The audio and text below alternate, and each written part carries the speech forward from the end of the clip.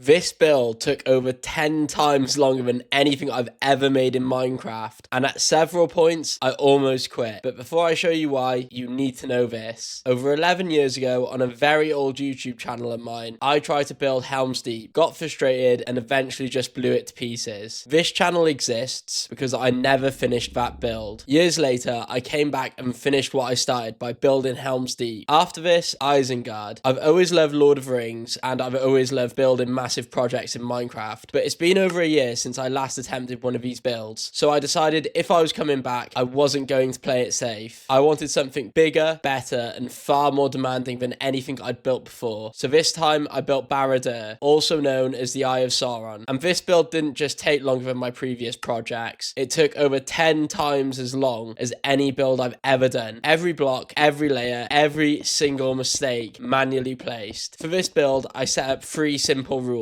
Number 1, no shortcuts. No half-finished terrain like last time, so the build has to be well detailed. Number 2, no world edits or world modifiers. Every single block has to be placed by hand. And number 3, no matter how long it takes, I have to finish it. With those rules in place, the first step was choosing the main block before adding detail later on. After testing these blocks, it came down to these 2 finalists, and at the end, black brick was the clear winner. So with that decided, let's start the build. Okay, so getting straight into the build here, we started out by building 2 massive circles. Luckily, I had a lot of experience from doing this with my Isengard build and still remembered how to do it. But you can still see in the replay, I do have to amend my mistakes quite a couple of times until I was happy with the first quarter. Once the first bit was done, I knew that I could just replicate it for the other 3 parts of the circle. For those of you looking to do this, I'd recommend starting by drawing a cross along the floor like I did, as it just makes the whole process a lot simpler. Once the circle was complete and I was happy, I moved on to mapping out where the mountains and turrets were going to be located. When doing builds of this size, I think it's important to have a rough idea of where everything is going to be located before starting to build up, which is why I always start my builds with the groundworks. Even if things change later, having a basic blueprint helps massively. Now that the groundworks and rough blueprints were in place, we spent the next 34 minutes building up the front of the castle, along with getting a start on building up the inner circle. For some context, these are some of the reference images I was using whilst building. During this time, we also made a start on the mountains, turrets, and continued with the inner circle. This build actually ended up being so big compared to anything I've done before, which is why it ended up taking nearly 30 hours to complete. Although it was early on, I definitely regretted my decision not to use world editors, but the detail will be far better if every block is being manually placed. The trade-off by doing this is the time. After building up some of the inner circle, I focused on completing building up the outer circle along with the turrets that would be there. Along with this, I also marked out where the mountains would be, again by building them up. Speaking of mountains, I actually wanted to make them look presentable this time, as I wasn't over the moon with how they turned out on my Helm's Deep build, so I turned my focus to the left side of the build where they would be most visible and built them up nice and early so I could go back at a later point in the build and add more detail to make it look more natural. Once these were in place, I finished the inner turrets and added lava around the front of the build. Just keep in mind, a lot of what you see in here gets expanded or refined later on. Now the important part, the tower that holds the Eye of Sauron itself. For this, we started by drawing another cross along the floor to help complete our final circle that was needed, and once this was complete I was happy, so we started building it up.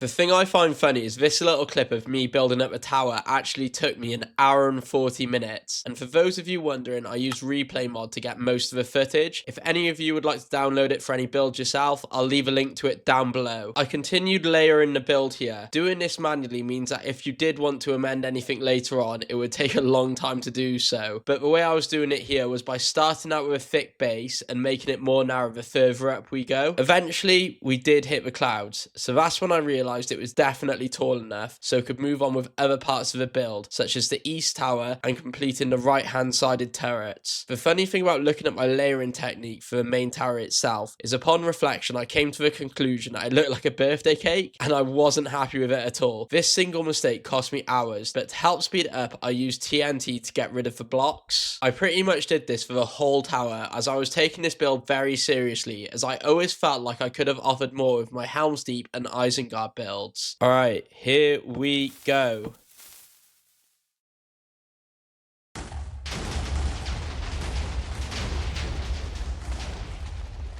Nice. If you do enjoy these Let's Builds, then make sure to like and subscribe. If you saw the mountains on my previous build, you'll know that I don't want a repeat of that. So once the tower was amended, I moved on to the mountains along the right hand side of the build, and also tried adding details as I went along to prevent them from looking completely man-made. Up until now, everything you've seen has already taken longer than my entire Helm's Deep build, and this one wasn't even halfway done. And once I'd added them on the right, I started building them up along the west side of the build. The interesting thing about the mountains on the left is you can see in all reference images, the mountain actually collides quite heavily with the build, even attaching itself to the main tower. I really did want to ensure that this was done right, so spent a lot of time going over these parts. However, at this point, this is where the build almost fell apart, as I completely gave up on the build, fearing it wasn't good enough, so actually ended up taking a month away from it. After finding the motivation, I came back and turned my attention away from the mountains. I now wanted to turn our focus to the middle layers of the base castle by adding turrets to make it look more filled and accurate to the reference images. However, after doing this, I did end up taking over 2 weeks away from this, fearing it would never get complete. But I knew when coming back, I did have to lock in and commit myself to at least an hour per day to getting this build finished. So upon my return, I ended up adding the turret heads, just to give myself some motivation, as seeing some of the turrets complete would give me hope that the build is really coming together. Along with this, I did do some mountain work, as there were going to be no shortcuts with this. Now the mountains were looking better, I focused on adding heads to all the turrets along the front of the castle, along with those on the east and west side, giving them a slightly different design to be more spiky than the ones on front. Although they weren't detailed at the time, having parts of the castle nearing completion is a really good sign. After this, I wanted to work on the main tower, but came to the conclusion that it was actually too high, as it was already in the clouds before even adding the eye itself, so ended up bringing it down by about 10 blocks. And after this was done, I ended up indenting a part of the tower so it didn't just look like a straight blob going up to the clouds. Once that was complete, I added spikes leading up to the top of the tower. This was such a pain though, making them symmetrical, but once they were complete, I thought they looked amazing. Moving up the tower, I put the 2 top spikes in. Again, I did play around with the design, but I did get a little lucky, as it didn't take too long until I found one which I was happy with. Once this was done, all that was left for the top of the tower was putting the eye itself in. Working down the tower now, I indented a lot more of it and added a lot more details to it as I went along. This is probably the first time the build is really starting to resemble Barad Dur. At this point, I would really say we're moving on to the detailing and polishing of the build without actually using any other block types. To start, I added slopes along the front of the castle, along with the long-awaited front entrance. I also added mini slopes for the other turrets along the front of the build. Continuing with the entrance, I also indented the front along with the 2 main turrets. This is so again it didn't look so plain and added depth to the build. With that finished, I moved back to the middle part of the build to add slopes all along the inner circle, as that's how the build is presented in the reference images. With that complete, I stayed in the middle to add some patterning to the front middle along with the upper middle and lower middle turrets. I really feel like these small details are what helps make this build. From here, I added some foundations to the base of the tower along with some barricades to enhance the look. With this now done, I spent time indenting the west tower along with the middle circle. Now that all the indenting was finally complete, I added a floor to the inside of the castle walls. To do this, I used gravel as the main block type, but used other blocks like cobble or plain stone just so it would look better. Whilst at the front of the build, I also increased the size of the lava pond surrounding the front of the castle. This helps make the entrance look really grand. And finally, we've reached that point where the entire build will now have different block types. To pick these block types, I went back to our initial selection process. So for the detailing, I used polished blackstone bricks, cracked polished blackstone bricks, polished blackstone, and the occasional chiseled polished blackstone brick. For the detail of the mountains, I added andesite as well as some gravel. We're now at the final part of the build, which is adding the Eye of Sauron itself. I wasn't very happy with the initial design, as I just didn't think it looked right at all, so I ended up taking it down and redid it. I did this until I had a design that I was happy with, and this is me placing the final block of the entire 30-hour build. After 50 or something hours, I can finally say that this challenge is now